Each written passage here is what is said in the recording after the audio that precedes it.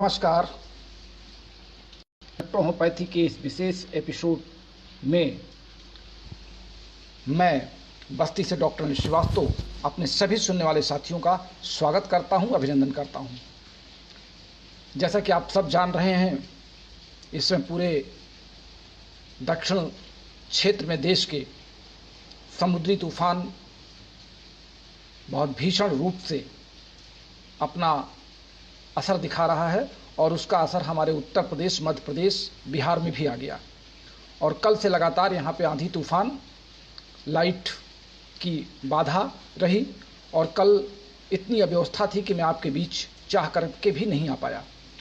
और आज भी जिस समय मैं आपको संबोधित कर रहा हूँ, दोपहर 11 बजे से लेकर के लगातार अभी तक मूसलाधार बारिश हमारे इस क्षेत्र में हो रही है और हमारी खिड़की से बिल्कुल हमारे दाहिनी साइड पर बारिश की जोरदार आवाज़ मेरे कानों में पड़ रही है। तो स्वाभाविक है कि मौसम तो पूरे प्रदेश का खराब है, या यूं कहें कि पूरे देश का खराब है। और हमारे तमाम दक्षिण भारत के साथी जो उस तूफान में तमाम तरह के अपने दुर्व्यवस्थाओं में फंसे रहे, वो भी शायद कल मेरा क्लास सुन ना पाते।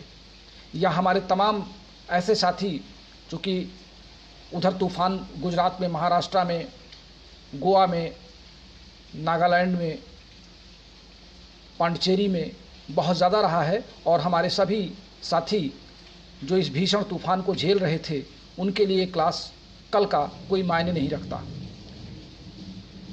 आज हम आपके बीच में एक नई थीम लेकर के आ रहे हैं। हमारे एक साथी हैं डॉक्टर सुनील बेतुल, ये एमपी से हैं। हमारे परसों के क्लास के बाद इन्होंने लिखा, सर जी नमस्कार, जैसे आपने बच्चों को देने के लिए प्रिकॉशन की मेडिसिन बताई, उसमें 450 ml से 30 ml लेना है, परंतु कितने ड्रॉप डोज लेना है अकॉर्डिंग टू एज ग्रुप ये नहीं है। अब मैं आप लोगों से बार बार ये कहता हूँ कि जब आप मेरे वीडियो को सुने तो उतना आप समय निकालें कि आप हमारे वीडियो को शुरू से लेकर अंत तक जरूर सुनें। बीच में कुछ प्रासंगिक बातें हो जाती हैं, हमारी आपकी आपसी बातचीत हो जाती है, लेकिन जो मेडिसिन और बताने का क्रम है वो शुरू से लेकर के अंत तक रहता है। इस नाते मैं आप सबसे अनुरोध जरूर करूंगा कि अगर आप मेरे वीडियो को लाइक करते हैं तो लाइक करने के साथ साथ आप उसको सुनने की आदत डालिए और उसमें से जो खास बातें हैं उसको पॉइंट बना करके नोट करिए। अब जैसे मैंने उसमें 0 से 2 वर्ष, फिर 2 से 5 वर्ष, 5 से 10 वर्ष, 10 से 18 वर्ष, मैंने 5 कैटेगरी में एज वाइज को बांट करके अलग अलग मैंने आपको डोज बता दी थी। तो वो जो डोज मैंने आपको बताई थी, वो डोज 450 ml से 30 ml के बॉटल में डालने के लिए ही बताई थी। और उसके बाद फिर अब आपको देना किस आधार पे है, वो देने का आधार भी आपको मैंने कहा था कि आप एज ए फिजिशियन अपने सामने वाले पेशेंट के फिजिकल कंडीशन को देख के, हमने मान लिया 0 से 2 वर्ष के बच्चे के लिए 2 ड्रॉप बता दिया। अब इस बात को ध्यान से आज सुन लें कि 0 से 2 वर्ष तक के बच्चे के लिए हमने 2 ड्रॉप बता दिया। तो 2 ड्रॉप हमने 450 ml से 30 ml में निकाल के डलवा दिया। अब आपको रोगी को देना है। अब ये जो हमने 2 ड्रॉप बताया, ये एक नॉर्मल वेट वाले बच्चे का डोज बताया हमने कि 0 से 2 साल तक का बच्चा अगर स्वस्थ है, अच्छा खासा उसका खान पान दुरुस्त है, बच्चा खेलता कूदता रहता है और उसकी जो बॉडी वेट है वो एक नॉर्मल वेट है। अब अगर बच्चा बहुत मोटा है, तंदुरुस्त है, वज़न में ज़्यादा है, तो उस 30 ml से आप उसको आमतौर से तो 5 ड्रॉप देना चाहिए 2 साल तक के बच्चे को, लेकिन आप वहाँ पे 6 ड्रॉप 7 ड्रॉप भी दे सकते हैं, जैसा आप सुधार करें। उसी हिसाब से बच्चे हेल्दी होंगे, उम्र उनका वज़न ज़्यादा होगा, तो उसी ग्रुप में उम्र के हिसाब से आप एज ए फिजिशियन उसको आपको जज करना ही होगा। और या तो अगर आप हमसे डोज पूछते हैं तो फिर वीडियो कॉल करके हमको पेशेंट को दिखाना होगा। अब वीडियो कॉल करने में हमारे कुछ साथी, तो मैं उनको बधाई दूंगा कि कुछ साथी तो हमसे बातचीत कराने में बहुत तत्पर हैं अपने रोगियों की, लेकिन अभी भी हमारे तमाम साथी अपने रोगियों से हमको छिपाना चाहते हैं, क्योंकि उनको ये डर लगता है कि अगर रोगी को हमने सामने अपने सीनियर डॉक्टर को दिखा दिया तो रोगी के सामने हमारी अहमियत कम हो जाएगी। जबकि मैं आपको इसका सीधा बता रहा हूँ, यदि आप अपने रोगी से हमारी बात सीधी कराते हैं तो रोगी भी महसूस करेगा कि मेरा डॉक्टर मेरे प्रति समर्पित भावना से और अपने किसी सीनियर से कंसल्ट करके तभी हमें दवा दे रहा है। इस नाते डॉक्टर के ऊपर विश्वास उसका और जमेगा। वो विश्वास आपके प्रति जमेगा, मेरे प्रति नहीं जमेगा। मैं तो आज उसको एक बार देख लूँगा, आपको दवा बता दूंगा, लेकिन आपका रोगी आपके प्रति विश्वास और जमाएगा कि देखिए इन्होंने हमारे दवा को देने के पहले अपने किसी सीनियर डॉक्टर सलाह ली है और दोनों की सलाह मिलती हुई इस नाते मैं जल्दी ठीक हो जाऊँगा। ये एक इसको कहते हैं साइकोलॉजिकल फिनोमिना, साइकोलॉजिकल इफेक्ट भी ये है कि आप अपने रोगी को सीधे वीडियो कॉल से हमारी बात कराएंगे तो उससे आपकी ही प्रसिद्धता होगी, मेरी नहीं होगी। मैं तो आया और चला गया आपके सामने से, 2 मिनट आप हमसे रोगी की बात कराएंगे, रोगी तो आपके पास रोज आएगा। हमको एक बार रोगी से बात करा देंगे, 2 बार करा देंगे तो उससे आपकी ही रौनक बढ़ेगी, आपकी ही प्रसिद्धता बढ़ेगी। उसमें आप ये दिमाग से निकाल दें कि आप मुझसे बात कराएंगे तो रोगी की नज़र में आपकी अहमियत घट जाएगी, बल्कि आपकी अहमियत और बढ़ जाएगी। तो ये भी थोड़ा सा सीखना होगा। और अभी हमारे साथी लोग ये इन्होंने लिखा, हमारे एक और साथी ने कुछ लिखा था, सर जी ये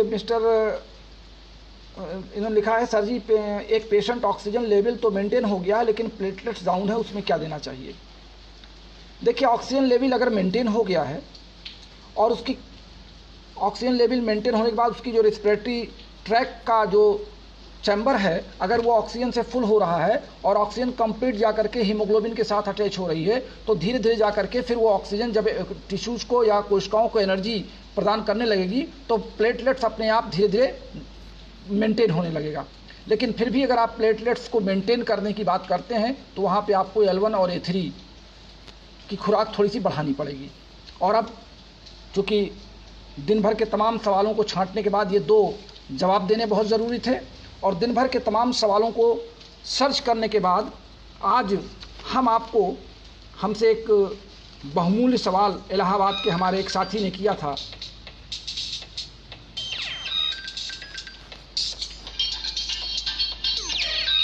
हमारे लिए एक बहुत बहुमूल्य सवाल हमारे इलाहाबाद के एक साथी ने किया था कि आपके L2 और L3 में, इन दोनों में आप L1 और A3 का कॉम्बिनेशन क्यों देते हैं। तो आज हम इसी पर चर्चा कर लेते हैं 20 मिनट, क्योंकि इस समय 10:07 हो रहे हैं। तो 20 मिनट हम अगर ये चर्चा कर लें तो मैं समझता हूँ कि बहुत अच्छी जानकारी आपको मिल जाएगी। और हमारे नए साथियों के लिए, जो कि पुराने साथियों के लिए, तो मैं लगातार अगर आपको याद हो जो हमारे पुराने साथी हैं और नए साथी इसको ध्यान से सुने कि मैंने पहले दिन सिर्फ अपना 5 मिनट का क्लास 17 अप्रैल 2019 को लिया था, 2020 को लिया था। और 17 अप्रैल को सिर्फ मैंने 5 मिनट क्लास लिया था, अपना इंट्रोडक्शन दिया था। और उसके बाद शुरुआती दौर में मैंने आपको एनाटॉमी और फिजियोलॉजी बताया। एनाटॉमी फिजियोलॉजी समाप्त होने के बाद फिर जब मैंने आपको मैटेरिया मेडिका बताया तो मैटेरिया मेडिका में सबसे पहले मैंने हर प्लांट का डिस्क्रिप्शन आपको बताया था, प्लांट की फैमिली बताई थी, प्लांट का नाम बताया था, प्लांट कहाँ पाया जाता है, किस जगह पाया जाता है, उसकी क्या क्वालिटी होती है, इस पर मैंने चर्चा किया था। फार्मेसी के समय जब मैंने आपसे चर्चा की थी तो फार्मेसी के मूल सिद्धांतों की बात मैंने आपसे की थी। फिर फार्माकोपिया के बारे में मैंने आपसे चर्चा किया। उसके बाद नंबर आया था प्रैक्टिस ऑफ मेडिसिन का, जो लगातार इस समय चल रहा है और बहुत लंबा समय से चल रहा है। प्रैक्टिस ऑफ मेडिसिन ही चल रही है। अब प्रैक्टिस ऑफ मेडिसिन के साथ हमारे कई साथियों ने कहा कि आपने कुछ पार्ट छोड़ दिए हैं, कुछ पार्ट का मतलब कुछ मेडिकल पार्ट छोड़ दिए हैं, जिसमें आपको प्राइमरी हेल्थ मेडिसिन बताना चाहिए था, गायनिक्स के बारे में कोई थोड़ी बात करनी चाहिए थी, बच्चों के रोग पे पीडियाट्रिक्स अलग बात करनी चाहिए थी। तो देखिए, चूंकि मैं रोग वाइज आपसे चर्चा कर रहा हूँ प्रैक्टिस ऑफ मेडिसिन पर, और उसमें मैंने महिलाओं के रोग भी आपसे चर्चा की है, पुरुषों के रोग की भी चर्चा की है, बालकों के रोग की भी चर्चा की है। तो लगभग घूम फिर के सभी रोग आ जा रहे हैं, सभी सिस्टम आ जा रहे हैं। इस नाते ये कहना कि किसी एक विशेष पर मैंने चर्चा नहीं की, ये आप लोग कृपया हमारे पुराने वीडियो को सुने। और आज जैसा कि आप समझ रहे हैं कि आज मैं आपसे अपने क्लास नंबर 179 में आपसे बात कर रहा हूँ। केवल 21 क्लास में पीछे हूँ आपसे 200 पहुँचने के लिए। आपसे 200 वाले क्लास में दोहरा शतक लगाने के लिए सिर्फ मुझे 21 रन की आवश्यकता है।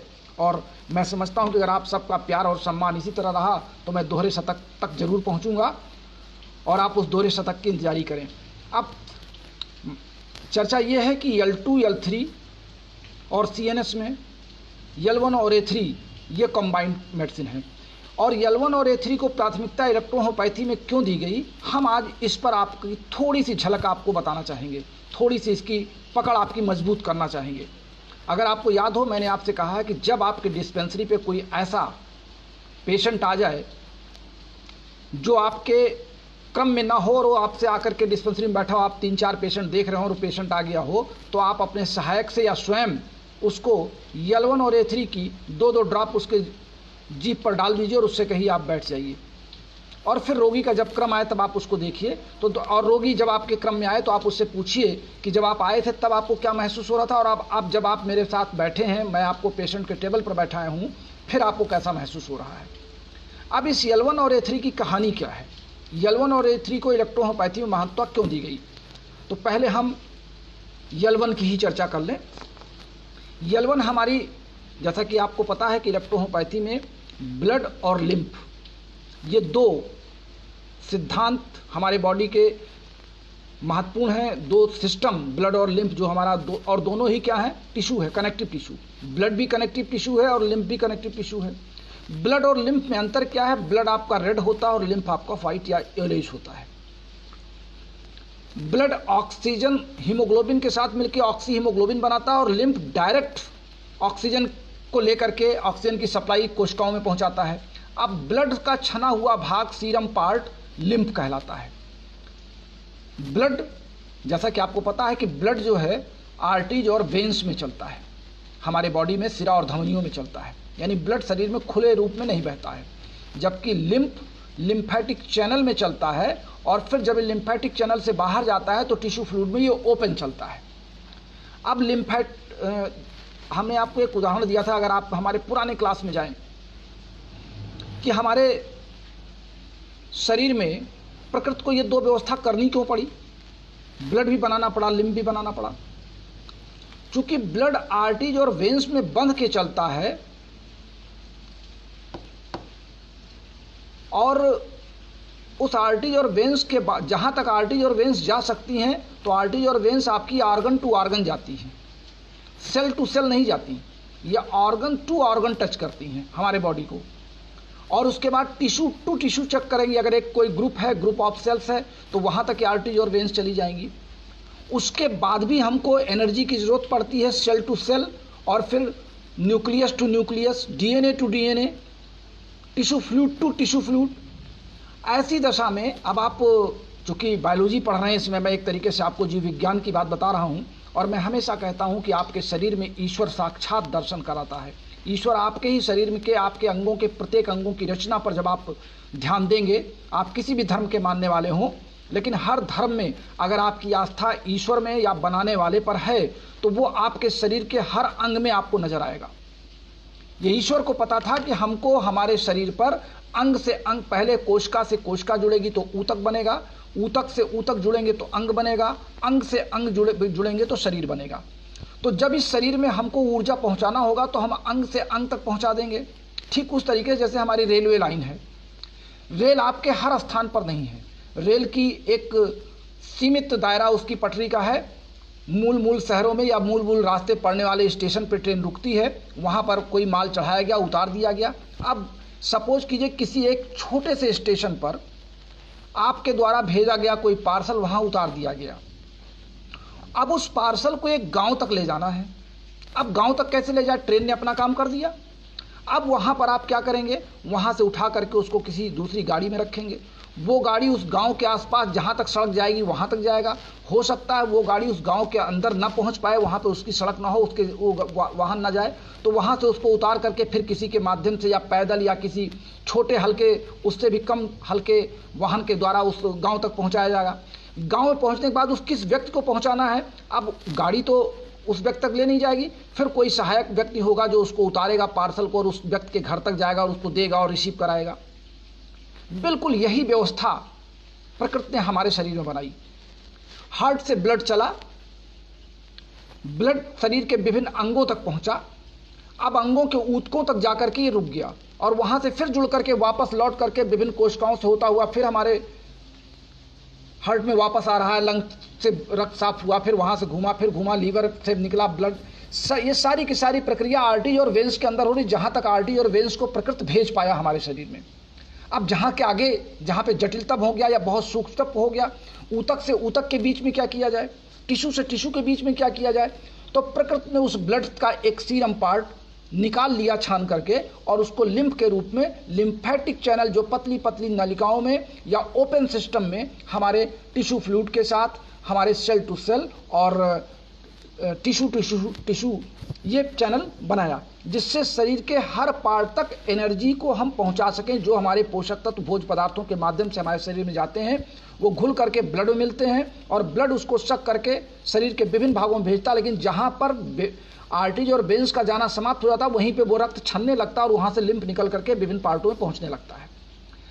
यानी लिम्फ और ब्लड की जो उपयोगिता है बॉडी में वो बहुत आवश्यक और दोनों समान है। हम किसी की आवश्यकता को कम आंक नहीं सकते। इसीलिए काउंट सीजर मैटी ने जो अपने इस पैथी का जो बेस बनाया उसे ब्लड और लिम्फ का बनाया। यानी ब्लड और लिम्फ में होने वाला कोई भी अस्थायी परिवर्तन रोग का कारण बनता है। Any persistent change in the lymph और blood that is called disease in electrohomoeopathy. There is no other disease, there is only single disease in electrohomoeopathy that is called persistent change in the lymph और blood. हमारे यहाँ खांसी, सर्दी, जुखाम, बुखार, Kalra, diarrhoea, headache, cancer ये कुछ नहीं है। ये तो मॉडर्न सिस्टम ऑफ मेडिसिन ने इन नामों से लोगों को परिचित करा दिया कि आप जान लीजिए ये कौन है, ये कौन है। आप प्रतीक्षा करें हमारे प्रैक्टिस ऑफ मेडिसिन की बुक, जिसमें आपको इलेक्ट्रोहोपैथी के प्रैक्टिस करने के एक नए दर्शन को मैं आपको दिखा रहा हूँ। हमारे एक साथी ने हमको याद दिलाया कि doctor Anil practice of medicine आप लिख रहे हैं तो आप अंग्रेजी किताबों की नकल मत कर लीजिएगा, अंग्रेजी स्टाइल में मत लिख दीजिएगा जैसे एलोपैथी की बुक में प्रैक्टिस ऑफ मेडिसिन को लिखा जाता है। तो मैंने उनसे सवाल किया कि जब हैनीमैन जी ने अपनी बुक लिखी थी, महाग्रंथ लिखा था, तो क्या उस समय रिपोर्टरी चल रही थी? मॉडर्न टाइम में होम्योपैथी में रिपोर्टरी आई, कंप्यूटराइज सिस्टम आया, सिंगल मेडिसिन से कंबाइंड मेडिसिन करने का उनका भी तरीका बदला। ठीक उसी तरीके से मैटी जी ने अपना काम कर दिया। उन्होंने हमको एक ट्रैक दे दिया, उन्होंने रेलवे पटरी बिछा दी और उन्होंने एक ट्रेन उस पर चलाया। हम कोयले वाली ट्रेन को हटा करके डीजल का ट्रेन, डीजल की ट्रेन को हटा के इलेक्ट्रिक ट्रेन, इलेक्ट्रिक ट्रेन को हटा करके ऑटो रिमोटिक ट्रेन भी चलाने की क्षमता रखते हैं अगर हम शोध कार्य में विश्वास करते हैं तो हमने मैटी जी के, अब हम यहाँ पर थोड़ा सा कहेंगे, हालांकि ये कोई मैं विषय से विसंगत नहीं जाना चाहता, हमारे तमाम साथी कहते हैं कि मैटी जी ने ये किया था जो अनिल श्रीवास्तव ये बता रहे हैं, मैटी जी ने ये लिखा था जो अनिल श्रीवास्तव ये बता रहे हैं। भाई मैं ये पूछना चाहता हूँ कि मैटी जी ने जितना काम किया था क्या उसके आगे शोध नहीं होना चाहिए? उसके आगे क्या कोई नए प्रयोग नहीं होने चाहिए? क्या उनके सिद्धांतों के साथ कुछ और नए सिद्धांतों का अभिनव प्रयोग नहीं होना चाहिए? जरूर होना चाहिए। इसी को विज्ञान कहते हैं, क्योंकि विज्ञान निरंतर, continuous, gradually, slowly and slowly but in continue, इसी को साइंस कहते हैं, जिसमें लगातार किंतु धीरे धीरे होने वाला जो ज्ञान है, जो सोच है, जो शोध है, वो हमको आगे लाता है। इसी को हम साइंस कहते हैं। और विज्ञान कभी न रुकने वाला एक शार्प, हम जिसको कह सकते हैं हमारा शार्प एक्शन है। तो हम इलेक्ट्रोहोपैथी में हम एक नए प्रारूप को लेकर के प्रैक्टिस ऑफ मेडिसिन में आ रहे हैं। सिर्फ आपको प्रतीक्षा करनी पड़ेगी दिसंबर तक, क्योंकि मैं उसको जिस स्टाइल में लिख रहा हूं और जो कुछ मैं लिख करके आपको देना चाहता हूं, मैंने पहले भी आपसे कहा कि पहली किताब आप सबके मांग पे थी कि जो मैं बोल रहा हूं इसको लिख दूं, तो मैंने इसको लिख दिया। ये मेडिकल स्टाइल में या इलेक्ट्रोहोपैथी के जिस चीज़ को आप देखना चाहते थे, अभी तक जितनी भी किताबें मैंने पढ़ी हैं, हमारे एक वरिष्ठ साथी कल लिख रहे थे हमारे उस चैनल पर जिस पर मैं चला गया था भूल से बातचीत करते हुए, तो हमारे एक साथी ने कहा कि एक फला लेखक की किताब, जो भारत के बहुत प्रसिद्ध इलेक्ट्रोहोपैथिक चिकित्सक कहे जाते हैं और रहे भी हैं, मैं उनका सम्मान करता हूं, उनकी किताब के अलावा बाकी सबकी किताबें बेकार हैं और उन्होंने ही सारी किताबों का सार पहले ही लिख दिया है और लोग उन्हीं किताबों की नकल कर रहे हैं। देखिए, अभी तक जो मैंने समझा है, इलेक्ट्रोहोपैथी में जितनी भी किताबें लिखी गई हैं वो एक दूसरे की नकल करके लिखी गई हैं। नकल का मतलब कि उसमें कुछ बदलाव नहीं किया गया, थोड़ा बहुत हेर फेर करके अपनी भाषा को जोड़ा गया। लेकिन इलेक्ट्रो होम्योपैथी को वर्तमान में, जैसे होम्योपैथी में रिपोर्टरी एक अलग से बनी, उनके कंप्यूटराइज सिस्टम में सिंगल मेडिसिन को हम कैसे चयन करते हैं उसका प्रोसेस नए चिकित्सकों ने बताया, पुरानों ने नहीं बताया। नए साथियों ने आकर के होम्योपैथी में एक इस तरीके की रिपोर्टरी ला करके रख दी कि हम इसी सवालों को इस तरह का जोड़ करके रख दें तो हमारी ये दवा निकल के चली आती है। बिल्कुल उसी तरीके से इलेक्ट्रो होम्योपैथी में मैं आपको ऑर्गन कैसे हम सेलेक्ट कर लेंगे कि हमको यहाँ पे कौन सी दवा देनी है, हमने एक उसका चार्ट बनाया है, एक नया चार्ट बनाया है, जो चार्ट इस किताब में, पहले किताब में गया है, उससे अलग हटके कि किन किन कारणों से कैसे कैसे हम सेट करके और लास्ट में अंतिम चरण में आकर के हम दवा को सेलेक्ट कर लेते हैं। यानी जो काम मैं तुरंत पेन उठा के करता हूं वो उस किताब में आपको एक सिस्टमेटिक वे में, एक सिस्टम वाइज, क्रम वाइज में कि इसके बाद हम ये सवाल करेंगे रोगी से, फिर हम ये सवाल रोगी से करेंगे, फिर ये सवाल करेंगे, अगर हमको इसका उत्तर ये मिलता है तो ये, इसका उत्तर ये मिलता है तो ये, इसका ये उत्तर मिलता है तो ये। निश्चित रूप से हमारे पुराने साथियों को भी और नए साथी जो प्रैक्टिस में अपने आप को रमना चाहते हैं उनके लिए भी हमारी आने वाली पुस्तक the practice of medicine in my experience, जो मैंने एक्सपीरियंस किया, जो मैंने अनुभव किया है, मैं उसके बारे में लिख रहा हूं और इसीलिए इसमें समय लगेगा। तो अब आइए हम चर्चा कर लें कि हमने L1 और A3 को, अब L1 में है क्या।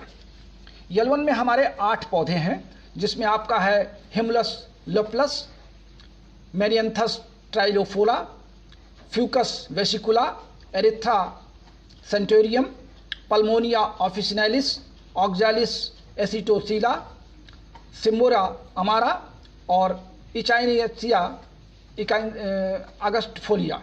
ये 8 पौधे हैं।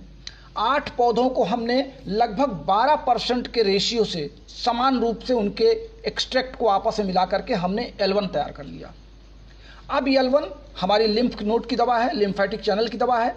तो लिम्फेटिक चैनल चूंकि हर टिश्यू तक जाता है, हर सेल तक जाता है, हर टिश्यू फ्लूइड तक पहुंचता है, हमारे ECF तक जाता है, इस नाते शरीर के लगभग हर अंगों को कवर करने वाली दवा L1। इस नाते हर रोग में, हर रोगी को, हर शिकायत पर L1 का चयन। मेरी बात आपको समझ में आ रही होगी तो बहुत अच्छी बात है। हम ये कह सकते हैं कि ये एंटासिड भी है, डायूरेटिक भी है, डाइस्टिक भी है, गैस्ट्रिक भी है, सेंसिटिव भी है, एंटीपायरेटिक भी है, एंटी एनाल्जेसिक भी है, अगर आप इस तरीके से भाषा करें कि आप मेडिकल के टाइम में, या एंटी बैक्टीरियल भी है। चूंकि लिम्फ आपका बॉडी के हर सेल तक पहुंच रहा है, सेल टू सेल पहुंच रहा है, इस नाते L1 का चयन तो हमको आंख मूंद करके कर लेना है कि रोगी को L1 देना ही देना है।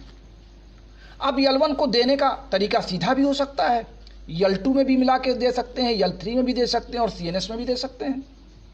हमारे CNS की चर्चा ज़्यादा लोगों को खल रही है, लेकिन मैंने आपसे बताया ना कि चूंकि L1 और A3 की जो महिमा है, अब A3 की बात हम कर लें यहीं पे। A3 में हमारे 7 पौधे हैं। अर्निका मोंटाना है, एविना सटाइवा है, सिंगोरिया कैंडेंसिस है, हाइड्रेटिस कैंडेंसिस है, मालवा सिलुटेरिस है, पल्सेटिला वल्गैरिस है और आर्टिमेशिया एब्रोटनम है। इसमें 7 दवाएं हैं, 7 पौधे हैं। इन 7 पौधों का लगभग 15% इक्वल रेशियो में ये मिलान किया गया है। हमारी तमाम पुराने साथी कहते हैं कि फलाने किताब में सबसे अच्छा लिखा, बड़े किताब में अच्छा लिखा है, लेकिन लोग लिख देते हैं इतना, इसका परसेंट ये, इसका परसेंट इतना, इसका परसेंट इतना। जो हम उसको जोड़ते हैं तो 100 से ज़्यादा चला जाता है, या तो 100 भी नहीं होता है। इस नाते हमने अपने सीनियर और अपने गुरु डॉक्टर रमाशंकर जी से जब इस पर चर्चा की थी कि आखिर ये किताबें पार्ट लिख देती हैं, इस पौधे का इतना पार्ट, इस पौधे का इतना पार्ट, इस पौधे का इतना पार्ट, तो इसका पार्ट का क्या मतलब है। उन्होंने कहा ये बिल्कुल बकवास है, ये शोध कार्य है और ये शोध करके बताया जाता है कि विभिन्न पौधों को जब हम एक दवा बनाते हैं तो उनके पार्ट इक्वल होने चाहिए। यानी अगर 7 पौधे हैं तो 100 में आप उसका भाग दे दीजिए, जितना परसेंट उसका आता है उस रेशियो में सारे पौधों के अर्क को आपस में मिला दीजिए, तो वो आपकी मेडिसिन तैयार हो जाएगी। फिर उसको आप जब D1 में तोड़ेंगे तो 1:9 के रेशियो में आप D1 से तोड़ के D2 बना लीजिए, फिर 1:9 के रेशियो से तोड़ के D3 बना लीजिए, और D3 के बाद फिर आप 450 ml में उसको कन्वर्ट कर लीजिए, फिर वहाँ से 450 में यानी 190 के रेशियो में उसको तोड़ लीजिए, और फिर देखिए उस दवाई का कमाल क्या होता है। हमारे तमाम साथी कहते हैं कि सर अभी आपका सिद्धांत मुझे समझ में नहीं आया, आप कैसे मिला के बता देते हैं, क्या बता देते हैं, लगातार इस पर चर्चा चल रही है। तो मेरा आप सबसे अनुरोध है कि आप मेरे वीडियो को सुनने के लिए समय दीजिए। लगभग मैं हर वीडियो में कोई ना कोई नई बात आपसे बताता हूँ। अब A3 L1 की चर्चा मैंने आपसे कर लिया कि वो टिश्यू तक जाती है, साथ ही उसकी आंख मूंद के चर्चा करनी है। अब A3 हमारी पर्टिकुलर हमारे हार्ट की दवा है। अब हार्ट का संबंध कहाँ कहाँ है? हार्ट का संबंध आर्टरीज वेन से है, यानी ब्लड को पंप करता है और पंप करके आर्टरीज और वेन्स को देता है और उनसे लेता है और उनको देता भी है। एक तरफ से लेता है, एक तरफ से देता है। अब लेने और देने के संदर्भ में, यानी हार्ट के फंक्शन को अगर हमें नियंत्रित करना है तो ब्लड की सप्लाई को हम नियंत्रित कर रहे हैं। अब ब्लड की सप्लाई के साथ साथ ये आपके आरवीसी पर नियंत्रण, डब्ल्यूवीसी पर नियंत्रण, फोड़े फुंसी पर नियंत्रण, आपके ब्लड सर्कुलेशन पर नियंत्रण, ब्रेन के ऊपर भार न पड़े उसका नियंत्रण, आपके सिंपैथेटिक नर्व पर इसका नियंत्रण, लगभग A3 का नियंत्रण ब्लड के सर्कुलेशन से लेकर के हार्ट के कारण से ये सब पर इसका नियंत्रण है। यानी कुल मिलाकर के हम ये कह सकते हैं कि सभी अंगों पर हार्ट का अपना एक प्रभाव पड़ा हुआ है। इस नाते L1 और A3 ये दो औषधियाँ हर मेडिसिन में, हर कंपोजिशन में अनिवार्य हमने कर दिया कि L2, L3 और CNS में L1, A3 कंबाइंड रहेगी। अगर आपको कोई दवा याद नहीं आ रही है, आप रोगी की मर्ज को समझ नहीं पा रहे हैं, उसकी शिकायत को समझ नहीं पा रहे हैं, तो आप क्या करें? आप कुछ ना करें, आप L2 plus L3 plus CNS उसको देके घर भेज दीजिए। अगर आपको लगता है कि इसमें कोई इलेक्ट्रिसिटी देनी है तो इलेक्ट्रिसिटी दे दीजिए, नहीं तो ना दीजिए। लेकिन जैसे आप उसको L2, L3 और CNS दे देंगे तो इससे जानते हैं क्या होगा? अगर उसके बॉडी में L2 की आवश्यकता नहीं है तो L3 काम करेगी। अगर L2, L3 दोनों की ज़रूरत है, उसका डाइजेस्टिव सिस्टम और एक्सक्रीटरी सिस्टम दोनों डिस्टर्ब है, तो दोनों अपना काम करेगी। और CNS तो आपको दोनों के बीच में देना ही देना है। इस कारण से अगर आपको ये नहीं समझ में आ रहा कि हम इसको क्या दें, इसकी शिकायत क्या है, तो आप तुरंत L2, L3 और CNS तीनों उठाइए और मिला करके 30 ml उसको दे दीजिए और कहिए इसको घर में ले आकर के 30-30 बूंद निकाल के 1 कप पानी में दिन में 4 बार पीजिए। आप देखिएगा आपका रोगी अपने जिस रोग के शिकायत को लेकर के आया था, नेक्स्ट टर्म में वो कहेगा मुझे 50% आराम है। अब 50% आराम तो उसको हो गया आपकी इन्हीं दवाओं से, क्योंकि इसमें 8 दवाएं आपने मिला दिया L2, L3 और CNS में। शेष 50% के लिए तब तक आपके पास टाइम रहेगा, आप उसकी शिकायत को मंथन करेंगे और सोचेंगे कि इसमें क्या क्या, इसकी शिकायतों में कौन कौन सा आर्गन इन्वॉल्व हो सकता है। और जब आप उसकी दवा मिला देंगे तो उसको और आराम मिलेगा। अगर आप पहले उसका जज कर लेते हैं तो फिर आपको जो दवा आपको सिलेक्ट करनी है आप वो दवा उसको दे दीजिए। कहने का मतलब ये है कि आपको L1 और A3 आपकी सबसे मजबूत स्तंभ हैं इलेक्ट्रोहोम्योपैथी की मेडिसिन में। इस नाते L1 और A3 के बारे में आपसे ये आज की विशेष चर्चा थी कि L1 और A3 का चयन हम क्यों करते हैं। मैं समझता हूँ कि आज के लिए बस इतना ही। कल आपसे फिर हम 2 मेडिसिन पर चर्चा करेंगे और वो 2 मेडिसिन हमारी हैं S5 और C5। हम आज से ही आपको बता दे रहे हैं, हम लगातार फिर इसको रिवाइज कर रहे हैं। इसके हालांकि इसके पहले मैंने आपको एक बार S1 से लेकर के और C ग्रुप के मेडिसिन पर चर्चा की थी, लेकिन अब हम जोड़े में मेडिसिन पर चर्चा करेंगे कि हम L1 के साथ L3 क्यों देते हैं, C5 के साथ S5 क्यों देते हैं। फिर हम F1 और F2 पर चर्चा करेंगे, VEN1 और VEN2 पर चर्चा करेंगे। इस तरीके से हम लगातार किसी रोग पर चर्चा ना करके हम जरा मेडिसिन पर चर्चा कर लें। रोग तो लगभग आप प्रैक्टिस आप मेडिसिन के माध्यम से विभिन्न रोगों को में औषधियों को देना जान गए हैं, औषधियों का चुनाव करना जान गए हैं और पर्सनल व्हाट्सएप पे आप लिख करके हमसे पूछ भी रहे हैं। इस नाते अब जरा मेडिसिन पर थोड़ी सी क्लियर चर्चा हो जाए, हमारे जो नए साथी आए हैं उनके लिए भी और जो पुराने साथी थोड़ा बहुत नहीं क्लास सुन पाए उनके लिए भी। तो कल याद रखिए, कल S5 और C5 पर एक कंपेरिजन या दोनों में तुलनात्मक अध्ययन हम आपसे कराएंगे और आपको समझाएंगे। तब तक के लिए अपने प्यारे दोस्त डॉक्टर श्रीवास्तव को इजाज़त दीजिए। नमस्कार, शुभ रात्रि।